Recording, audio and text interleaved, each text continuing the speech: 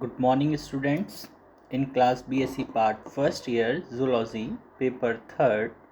Developmental Biology, Unit First. The chapter is Neuro and Endocrine Regulation of Reproductive Organs, यानी प्रजनन अंगों पर तंत्रिका एवं अंतःस्रावी ग्रंथियों का नियंत्रण। तो first of all myself Umesh Dutt, assistant professor in zoology, SPC government college Ajmer. और आज की इस क्लास में हम जो रिप्रोडक्शन के अंदर जो एंडोक्राइन कंट्रोल होता है, जिसमें भी सेपरेटेड हम मेल और फीमेल के अंदर अलग अलग जो है डिटेल स्टडी को करेंगे। पार्ट फर्स्ट के अंदर हम आज की सेक्शन में मेल टेस्टीज यानी टेस्टीज और मेल हार्मोन की बात करेंगे। देखिए, जैसा कि हम सभी जानते हैं कि एनिमल किंगडम में जो रिप्रोडक्टिव ऑर्गन्स हैं उनका डेवलपमेंट और उनके द्वारा जो भी फंक्शंस हो रहे हैं, जो भी वर्क हो रहे हैं, उनका कंप्लीट जो कंट्रोल है या नियंत्रण है वो एंडोक्राइन ग्लैंड्स के द्वारा सीक्रेटेड हार्मोन्स या जो नर्वस सिस्टम है उसके द्वारा कंट्रोल होता है। जिसके अंतर्गत जो मेल रिप्रोडक्टिव ऑर्गन है यानी जो टेस्टिस हैं और फीमेल में जो ओवरीज हैं उनका डेवलपमेंट और उनके द्वारा जो प्रोडक्ट हैं यानी जो उनकी गैमिट्स हैं उनका नियंत्रण जो है पिट्यूटरी ग्लैंड के द्वारा सीक्रेटेड हार्मोन्स के कारण होता है। और जंतुओं में जो सेकेंडरी सेक्सुअल कैरेक्टर्स भी दिखते हैं वो सभी जो हैं पूर्ण रूप से हार्मोनल कंट्रोल होते हैं, यानी हार्मोन के द्वारा उनका नियंत्रण किया जाता है।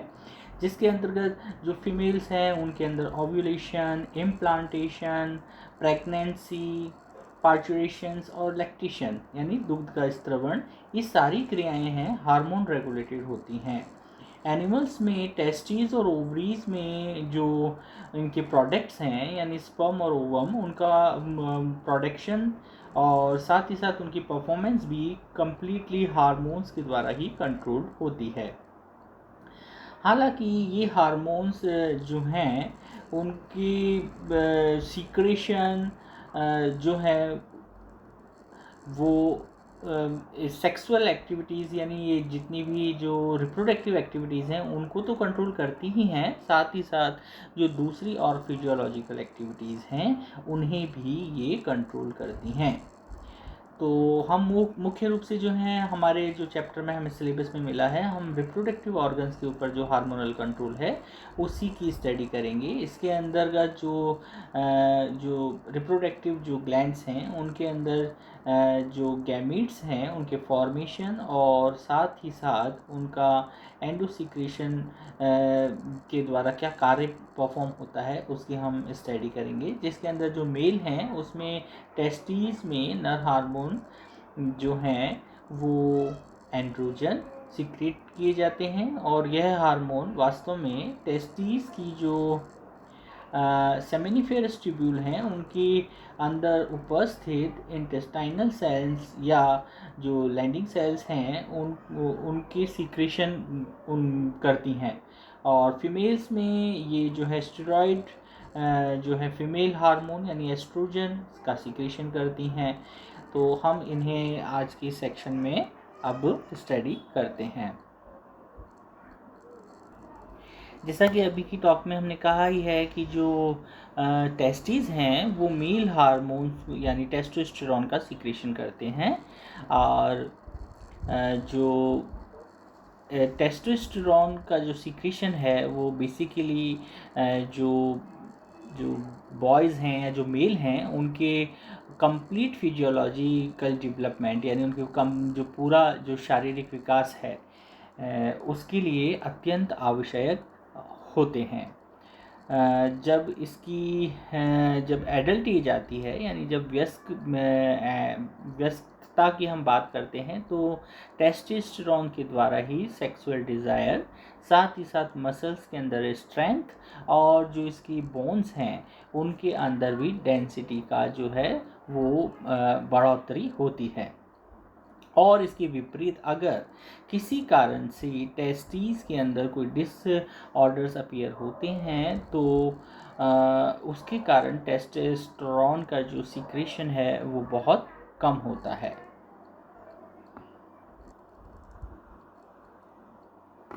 अब अगर हम आगे देखें तो जो टेस्टिस हैं वो स्पर्म प्रोडक्शन की जो है एक साइट है, और ये जो है कपल फॉर्म में होते हैं, यानी एक जोड़ी होते हैं जो कि एक जो है हेल्दी जो मेल है उसको हेल्दी कंडीशन में रखने के लिए अत्यंत आवश्यक होते हैं। जो टेस्टीज हैं उन्हें गॉनेट्स की फॉर्म में भी जाना जाता है, जबकि जो इसकी फीमेल के अंदर हम इसके काउंटर पार्ट की फॉर्म में हम ओवरीज की स्टडी करते हैं। मेल्स के अंदर जो रिप्रोडक्टिव सिस्टम है उसमें इसकी परफॉर्मेंस के अलावा एक विशेष योग्यता है जो कि इसमें इसके अंतःस्रावी ग्रंथि होने का जो है एक प्रॉपर्टी है, जिसके कारण टेस्टोस्टेरोन का जो सिक्रेशन होता है, और मुख्य रूप से ये हार्मोन ही जो है वो की इंडिकेटर मतलब जो है मेल कैंडिडेट है उसके कंप्लीट ओवरऑल जो उसके डेवलपमेंट है उसके लिए रेस्पॉन्सिबल होता है। अब हम जो है वो एनाटॉमी ऑफ टेस्टिस यानी टेस्टिस की एनाटॉमी क्या है इसके बारे में स्टडी कर। बेसिकली जो टेस्टिस हैं वो स्पर्म प्रोडक्शन की जो है वो ऑर्गन है, और इनकी जो साइट्स होती हैं वो शरीर के बाहर होती हैं, और ये मुख्य रूप से जो है एक सैक के अंदर जो है स्थित होते हैं। इनकी जो स्किन है थोड़ी लूज होती है जो कि बॉडी के बाहर इनको जो है हैंग किए हुए रहती है। हालांकि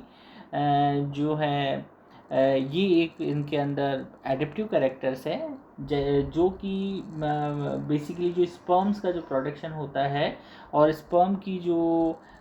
मतलब एक्टिविटी के लिए या उसकी फिट जो एनवायरमेंटल कंडीशन है उसमें जो टेम्परेचर इम्पॉर्टेंट कैरेक्टर है। तो हमारा बॉडी का टेम्परेचर जो है नॉर्मली ज़्यादा होता है, परंतु जो स्पर्म को जो नीडेड टेम्परेचर होता है उसकी मेंटेन करने के लिए ये बॉडी के बाहर उपस्थित होते हैं,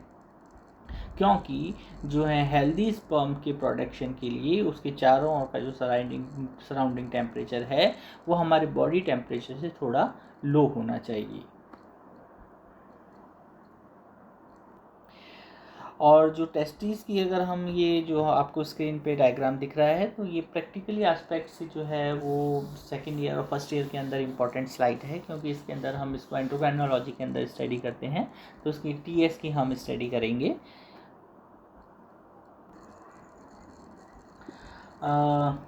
जो टेस्टिस के जो हार्मोन हैं उनके अंतर्गत जो अंतराली कोशिकाएं हैं उनके छोटे छोटे जो ग्रुप्स हैं क्लस्टर हैं वो टेस्टिस में जो इस तरह जो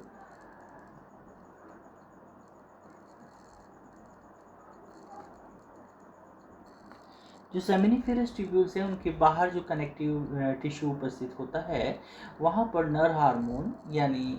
एंड्रोजन का सीक्रेशन होता है। मेनली जो मेल हार्मोन है वो सीक्रेट किए जाते हैं, उसमें 3 कैटेगरीज हैं, जिसके अंदर फर्स्ट कैटेगरी है टेस्टोस्टेरोन, सेकंड कैटेगरी है डाईहाइड्रोटेस्टोस्टेरोन और थर्ड कैटेगरी है एंड्रोस्टेनियोइड्स। ठीक है, जिसके अंदर जो फर्स्ट कैटेगरी है टेस्टोस्टेरोन, इन तीनों हार्मोन्स में सबसे अधिक मात्रा के अंदर जो है टेस्टोस्टेरोन सीक्रेट किया जाता है।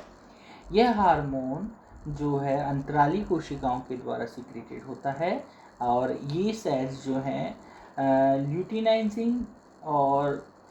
जो है फेसल स्टिमुलेटिंग हार्मोन जो कि पिट्यूटरी ग्लैंड के इंटीरियर पार्ट से स्रावित होता है के नियंत्रण में होता है। मनुष्य के अंदर यानी ह्यूमन में जो ये अंतराली कोशिकाएं हैं की क्रिया भ्रूण जो है उसके 7वें सप्ताह में ही प्रारंभ हो जाती है। भ्रूण में अंतराली कोशिकाएं प्लेसेंटा द्वारा secreted human chorionic gonadotropic hormone यानी HCGH के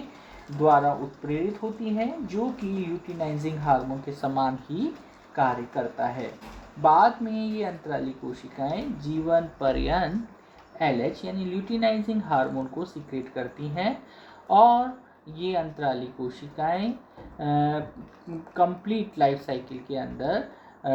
जो है इनका जो सिक्रीशन जो रेट है वो जैसे जैसे एज होती है बढ़ती जाती है उस समय इनके सिक्रीशन की रेट जो है डिक्रीज होती जाती है। टेस्टोस्टेरोन एक स्टेरॉयड हार्मोन है क्योंकि इसकी जो 17 कार्बन है उस पर कोई भी जो है ब्रांच नहीं होती है और टेस्टोस्टेरोन का जो फॉर्मेशन है वो कोलेस्टेरॉल के द्वारा प्रोड्यूस होता है। इसे अंतराली कोशिकाएं रुधिर से प्राप्त करती हैं और स्वयं एसीटेट से ये हैं सिंथेसाइज होती हैं। टेस्टोस्टेरोन का जो सिंथेसाइज है या संश्लेषण है बाद में यह प्लाज्मा में present protein testosterone binding globulin यानी TBG के साथ जुड़कर ये ब्लड के अंदर फ्लो हो जाता है। यानी कि टेस्टोस्टेरोन का जो प्रोडक्शन है वो मुख्य रूप से पिट्यूटरी ग्लैंड के कंट्रोल में होता है और टेस्टिस के द्वारा कितने अमाउंट के अंदर टेस्टोस्टेरोन का प्रोडक्शन और सीक्रेशन होना है ये हाइपोथैलेमस की पिट्यूटरी ग्लैंड की गोनेडोट्रोपिक सब्सटेंसेस हैं उनके अंदर फॉलिकल स्टिमुलेटिंग हार्मोन और ल्यूटिनाइजिंग हार्मोन उन्हें ये मैसेजेस को कम्युनिकेट करता है या संकेत को भेजता है। जो LH जो टर्मिनोलॉजी यानी ल्यूटिनाइजिंग जो हार्मोन है वो टेस्टोस्टेरोन प्रोडक्शन को स्टिमुलेट करता है। यदि बहुत अधिक अमाउंट में टेस्टोस्टेरोन का प्रोडक्शन होता है तो हाइपोथैलेमस पिट्यूटरी ग्लैंड को कम अमाउंट में ल्यूटिनाइजिंग हार्मोन यानी LH बनाने के लिए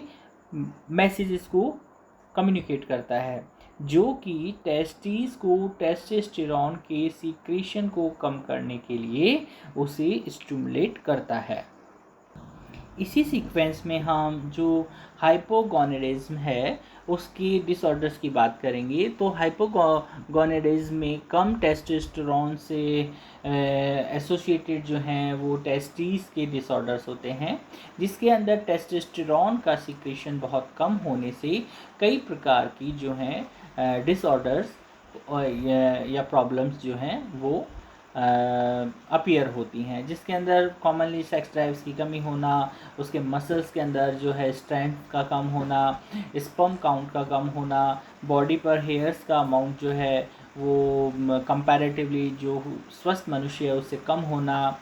साथ ही साथ हाइपोगोनेडिज्म जो है वो 2 टाइप्स के होते हैं। अगर हम इनकी कैटेगरीज में इसको क्लासिफाइड करें तो फर्स्ट टाइप में तो डायरेक्ट इसको हम प्राइमरी और सेकेंडरी टाइप कहते हैं जिसमें प्राइमरी टाइप जो है वो सीधे जो टेस्टीज हैं उनके अंदर किसी प्रकार के डिसऑर्डर से संबंधित है जबकि सेकेंडरी टाइप जो है वो पिट्यूटरी ग्लैंड से एसोसिएटेड जो है प्रॉब्लम होती है जो कि डायरेक्ट और इनडायरेक्ट रूप से टेस्टोस्टेरोन के प्रोडक्शन को प्रभावित करती है।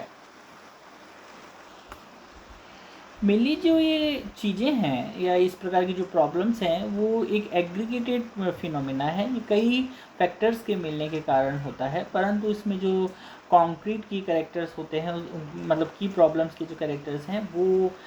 इसमें एजिंग है साथ ही साथ पिट्यूटरी या हाइपोथैलेमस के अंदर किसी प्रकार का डिसऑर्डर हो गया है जैसे कि पिट्यूटरी ट्यूमर जो कि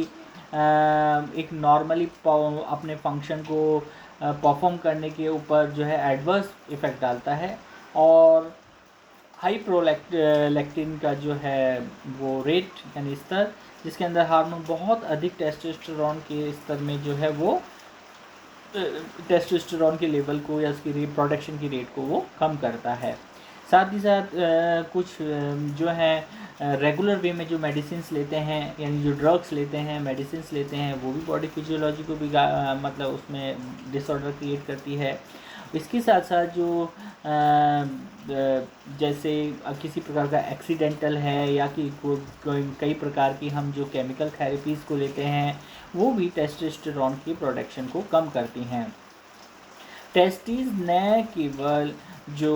रिप्रोडक्टिव सिस्टम है बल्कि साथ ही साथ जो एंडोक्राइन सिस्टम है उस पर भी महत्वपूर्ण भूमिका निभाते हैं। और हार्मोन्स टेस्टोस्टेरोन के रिलीजिंग से मतलब जब भी इसके अंदर किसी भी प्रकार की जो है हाइपो या हाइपर कंडीशन देखी जाती है तो ये शरीर के अंदर कई प्रकार के डिसऑर्डर करते हैं। परंतु अगर हार्मोन का जो सिक्रेशन है वो ह्यूमन ग्रोथ के अकॉर्डिंगली उसकी डिज़ायर अमाउंट के अंदर होता है तो उसके शारीरिक विशेषताओं के स्वस्थ विकास के लिए रेस्पॉन्सिबल होते हैं। अब hormone control of human reproductive system पे हम बात करते हैं। तो जो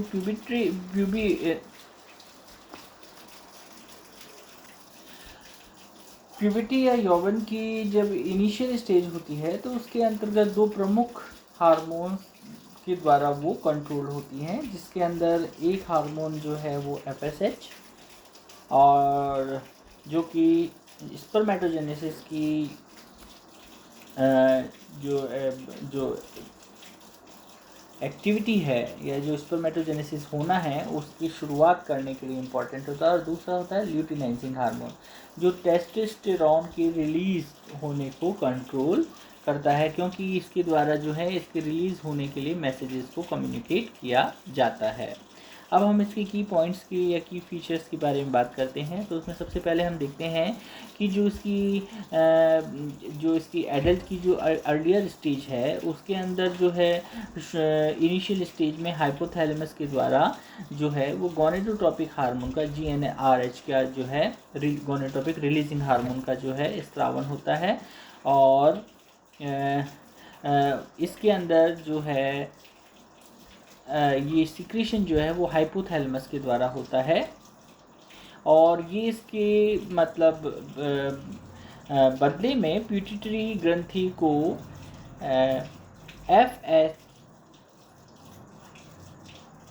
FSH का और LH का जो है वो रिलीज़ करने के लिए ये मैसेजेस को जो है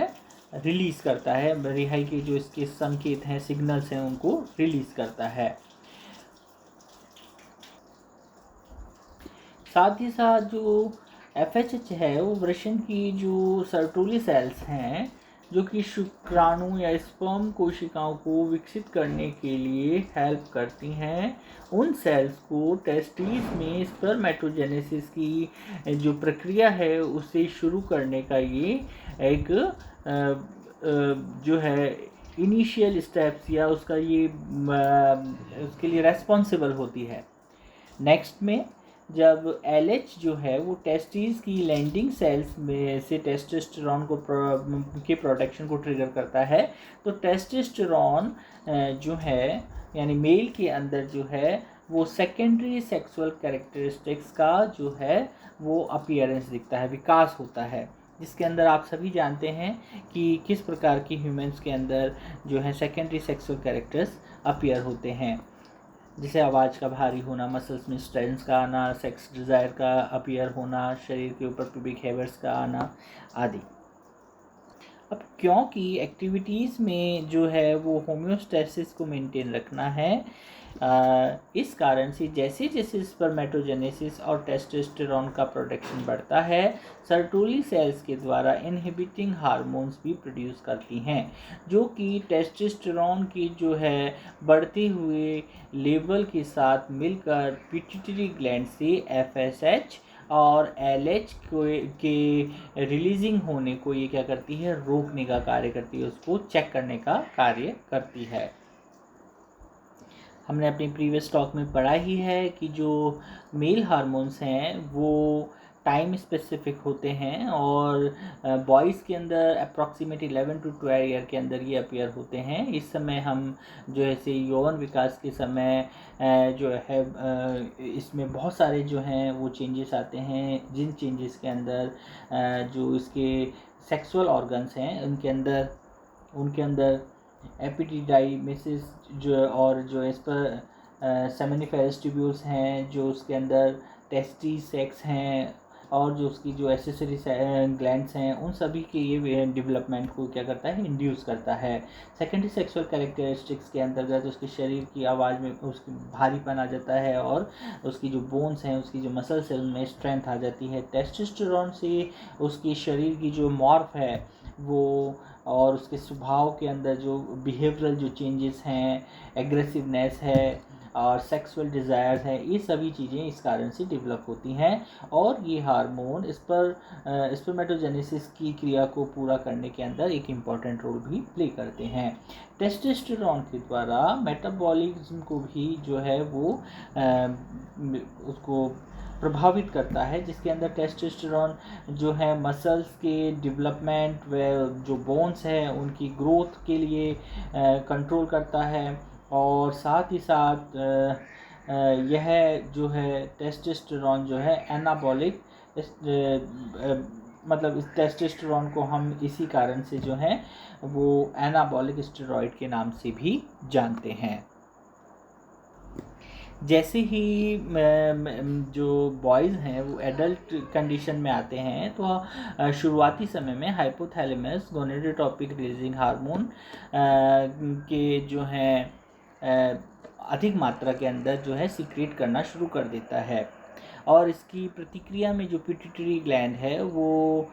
मेल्स के अंदर जो है follicle FSH follicle stimulating hormones और ल्यूटिनाइजिंग हार्मोन को रिलीज़ करती है। तो जो FSH है वो टेस्टीज में एंटर करता है, इस कारण से सर्टोली सेल्स को ये क्या करता है, उत्तेजित करता है, जो कि शुक्राणु कोशिकाओं को न्यूट्रिशन देने में मदद करती हैं और वहाँ पर स्पर्मेटोजेनेसिस के द्वारा स्पर्म के प्रोडक्शन में हेल्प करती हैं। और स्पर्मेटोजेनेसिस की जो इनिशियल है करने के लिए जो रिक्वायरमेंट है वो जो है इन हार्मोन्स के द्वारा ही जो है पूर्ण होती है। ल्यूटिनाइजिंग हार्मोन भी टेस्टीज में एंटर करता है और टेस्टीज के अंदर जो ब्लड है उसमें टेस्टोस्टेरोन के एक पर्टिकुलर लेवल को बनाए रखने के लिए उसमें कंटिन्यू रिलीज होता रहता है। लैंडिंग सेल्स जो हैं वो अंतराली कोशिकाओं को या जो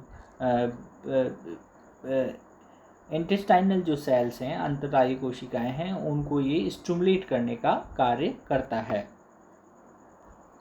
इस प्रकार से हम जो हैं इसके जो पॉजिटिव फीडबैक और नेगेटिव फीडबैक है उसे हम इस प्रकार इस डायग्राम के आधार पर देख पाते हैं, जिसके अंदर अब अगले क्रम में गोनेडोट्रोपिक रिलीजिंग हार्मोन और फेशियल स्टिमुलेटिंग हार्मोन और ल्यूटिनाइजिंग हार्मोन के रिलीज होने को रोकने के लिए नेगेटिव फीडबैक के लिए हाइपोथैलेमस और जो पिट्यूटरी ग्लैंड पर जो फंक्शनल सेल्स थी उनके द्वारा टेस्टोस्टेरोन के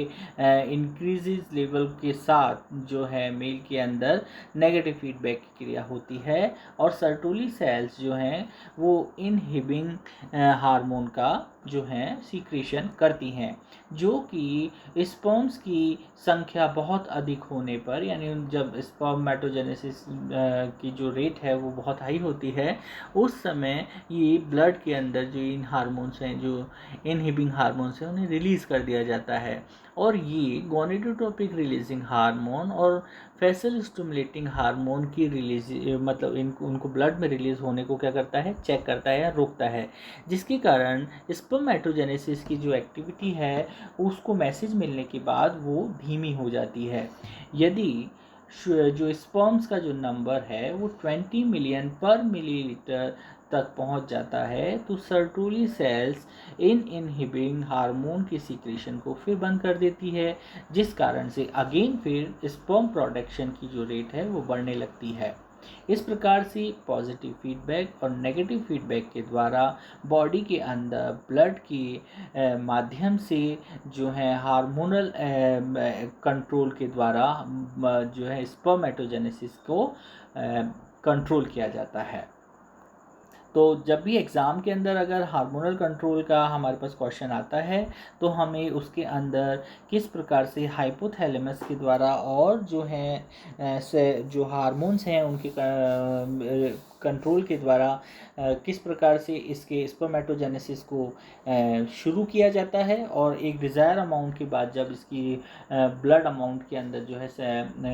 डिज़ायर अमाउंट होती है उसके बाद उसे किस प्रकार से ये स्टॉप किया जाता है, और अगेन जब उस अमाउंट डिज़ायर अमाउंट से कम हो जाती है स्पर्म की नंबर, तो फिर अगेन क्यों स्पर्मेटोजेनेसिस को किस प्रकार से जो है शुरू किया जाता है उसे हमें एग्ज़ाम के अंदर इस चार्ट लाइनर डायग्राम के माध्यम से बताना है। नेक्स्ट क्लास के अंदर हम इसी मैकेनिज़्म को फीमेल के अंदर देखेंगे कि फीमेल में जो प्रोडक्शन है यानी जो